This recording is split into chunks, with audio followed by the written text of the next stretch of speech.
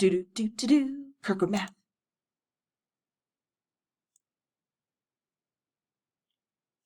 Hello, hello, hello, and welcome to 4.3, Solving Systems of Linear Equations Using Elimination.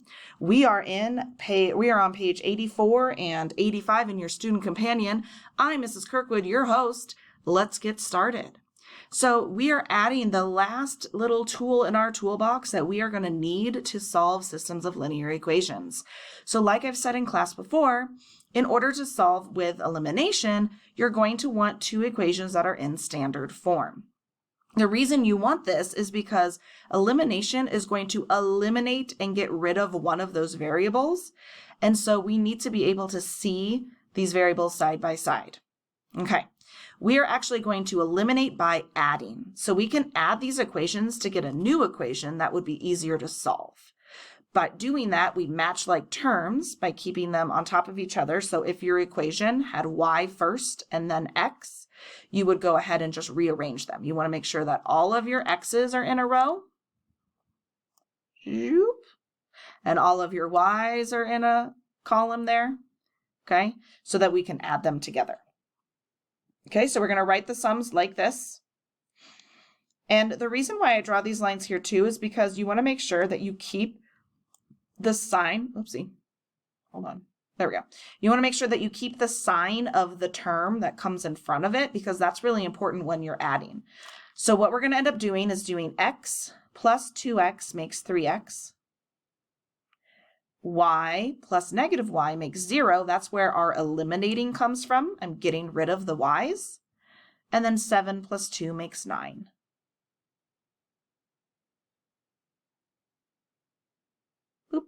Okay, this method works. So this right here, this little blurb is going to be about the why. Why does lining them up like that work? Well, if you think about it, if I use the addition property of equality, it tells me that I can add this one equation to the other equation as long as I'm adding both sides of the equation. If I write it this way vertically or horizontally, I'd have to rearrange and combine my like terms anyways, and I end up getting the same answer down here. Okay, so if you rearrange your formulas and make them more vertical, kind of like you used to do in elementary math, you now have all of the x's in one column, all of the y's in another, and all of the constants in another. And it's a little bit easier, faster, and neater to kind of do it this way than then to do all of that jumbled mess. And you still get the same answer. All right. Once you line them up though, and you add and you eliminate one of those variables, you can easily solve for the variable that's left. So in this case, we had 3x equals 9. We know that means x equals 3. Now we're going to do something that's very familiar. We're going to just substitute the 3 for the x. You can again do that in either of the two equations. They're using this one here because it's the most simplest. Substituting the x, 3 for x, solving for y, and they get their solution is 3, 4.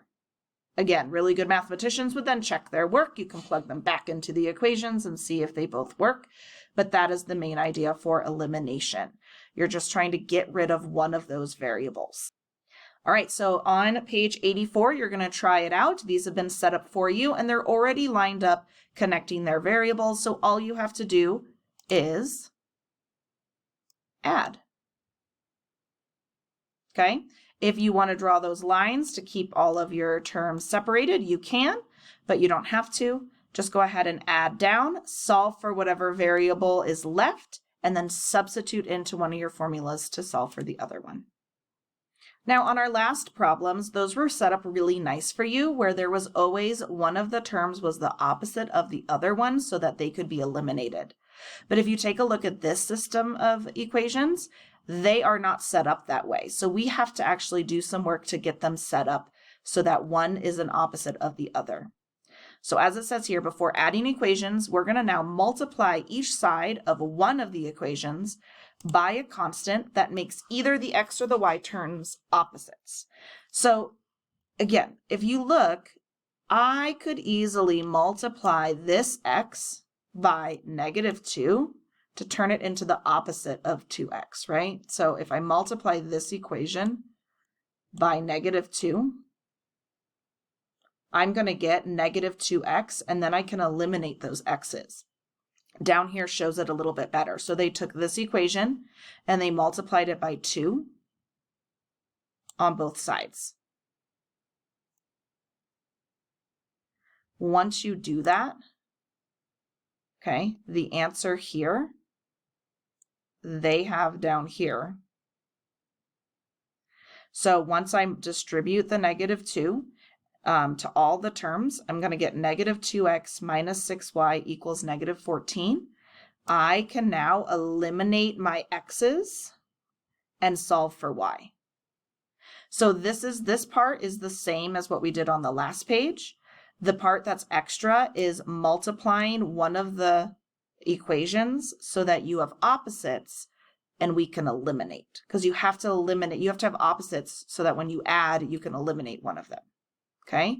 Again, now that we've done the same thing from the last page, once we solve for y, we can then substitute the y into one of the equations, solve for x, and we have our final solution. Again, really good mathematicians then plug their solution back into the original equations and see if they work. Okay, so now it's your turn to try. Both of these sets of problems do not have opposites already in them. So you have to figure out what am I going to do and which one am I multiplying by to give them opposites. I'm going to give you a hint. Usually if there's a variable by itself, that's a really good place to start. Otherwise, you might have to multiply both of them. But in this case, I would just have to multiply this equation by negative 2, very similar to the one on the other page. And then that new equation, whatever that equals, will have opposites that I can subtract from this second equation. So give that a try and we'll check it tomorrow. All right, just like usual, we have to apply this to real life. So we've got a word problem here. The florist is making regular bouquets and mini bouquets. The florist has 118 roses and 226 peonies to use in the bouquets. How many of each type of bouquet can the florist make? The first thing we're going to have to do is take the information from the picture and from the word problem to write my two equations. And again, our goal is to write these in standard form. So you're going to want to do that. So when you do that, in this case, they are taking this right here is from the same regular bouquet. And then this one here is from the mini bouquet. The reason they separated them is because, let me get rid of it so you can see it better. This equation is calculating the number of roses from both the regular bouquet and the mini bouquet. And this equation is calculating the number of peonies from both the regular bouquet and the mini bouquet. Okay, so we wrote our two equations from the word problem. Now we're going to compute. Here we're going to multiply each equation by a constant to eliminate one of the variables. Because there is not an easy number in here, I can't just multiply the top to get the bottom or the bottom to get the top. We're actually going to multiply by the LCM, okay, or to get the LCM. So we're going to multiply by 5 on the top equation to get 15y. And we're going to multiply by 5 or negative 3 on the bottom equation to get negative 15y so that we can eliminate our y's. You could have also multiplied the top equation by 11 and the bottom equation by negative 5 to eliminate the x's. I think the reason they chose these two is because they're just single digit numbers, so it would make the numbers a little bit easier to work with. Once you multiply both equations, you can eliminate the y's and find x is 11.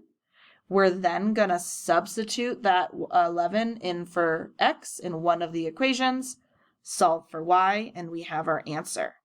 But again, just like we do in our word problems, we have to then interpret this answer for what's going on in this word problem in real life. Like, I need to know what's the point. What is 11 and what is 21? So because, like we said before, because x is my regular bouquet and y is from my mini bouquet, in order to make sense of this problem, we need to know that this x, 11, is the regular bouquet, And this Y, 21, is from the mini bouquet. So the florist has enough roses and peonies to make 11 regular and 21 mini bouquets. Okay, so you're going to try it. You're going to do the same thing we just did. So it's basically the same problem from the previous one, except that we have some different numbers in here, okay? So now we have a large order, okay? And you'd have only 85 roses and 163 peonies. These numbers over here are the same. Can you write the two equations, solve the system of linear equations, and then tell me what they mean? How many can they make? Yay, you made it! You have now learned all 3 tools in your toolbox to solve for systems of linear equations. So now it's your choice. So on these next problems, you're going to analyze the equations that are given to you and try to figure out which of the 3 methods would be the best fit. Which one are going to give you the most accurate answer and which one is going to be the easiest for you to do. So this is up to you. However, there are a few things that kind of make it easier to use each method, and we've talked about them a little in class, but we're going to go over them again. So just by looking at this system of equations, you can see that one of the variables is already solved, y. That means that this system would best be solved by, that's right, substitution. So you can easily solve substitute y for x plus 13, substitute that into the equation, solve for x, plug that x into a different equation, solve for y, and you've got your solution. All right, this next system of equations you would look at, and because one of our variables is not solved for, substitution probably isn't the best one, but honestly, if substitution is easiest for you and you don't mind rearranging the formulas, use it, okay? In the textbook, they're going to tell you, though, that because both of these are in standard form, we should be able to use elimination. So also, I can tell that if I multiply my 2y, my negative 2y by negative 2, I'm going to get opposites. I can easily eliminate my y's, okay? So they eliminated their y's, solved for x, substituted x into one of the equations, solved for y, and they get here too. So because substitution method would have had you solve for one of the variables first, the structure that it's already set up in shows you that elimination might be an easier method to use. But I'm going to tell you again, it's whatever makes sense to you. There are people in the world who will always just substitute and they'll never do elimination because they think it's easier. If that's you, that's okay. So now you get control. These last 2 problems, you decide. Solve them however you want. Even if you want to get graph paper and graph them, that's fine. You need to justify, though, and explain your choice, because tomorrow I'm going to ask you, why did you pick that method? Do you think it was easiest? Do you regret maybe choosing that method? Maybe you chose wrong. Give me an explanation for each of them, and we'll see you next time.